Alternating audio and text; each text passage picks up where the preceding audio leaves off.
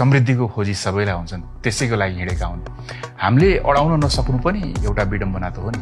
म जब पढ्दै थिएँ 4 कक्षा 5 कक्षा पढ्दाखेरि मैले देशको झन्डा बोकिनँ। मैले यहाँको सगरमाथा आफ्नो शिरमा राखिनँ। मैले बोकेँ माओ र मार्क्सका चाहिँ झन्डा बोकेँ।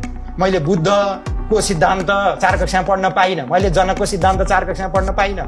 मैले यहाँका ऋषि महर्षिहरूको सिद्धान्त यहाँ पढ्न पाइनँ। यहाँको हिमाल पढ्न पाइनँ। अनि मलाई के पढाइयो भन्दाखेरि मलाई एउटा गुटमा राखेर 4 कक्षा 5 कक्षा पढ्दै गर्दा अनि मलाई भित्र हाल्यो वेस्ट इज बेस्ट भनेर हाल्यो, एबिसिडी पढाइयो। हामीलाई गबाट गाई कहाँ पढाइयो र गबाट गीता कहाँ पढाइयो र गबाट त गधा पढाएपछि अनि यो देशको जनशक्ति अनि गधा जस्तो भएर युरोप अमेरिका गएर गधा जस्तो भारी बोक्नु नभएपछि के भन्छ? अपि स्वर्णमयी लङ्का नमे लक्ष्मण रोचते जननी जन्मभूमिश्च स्वर्गादपि गरियसी।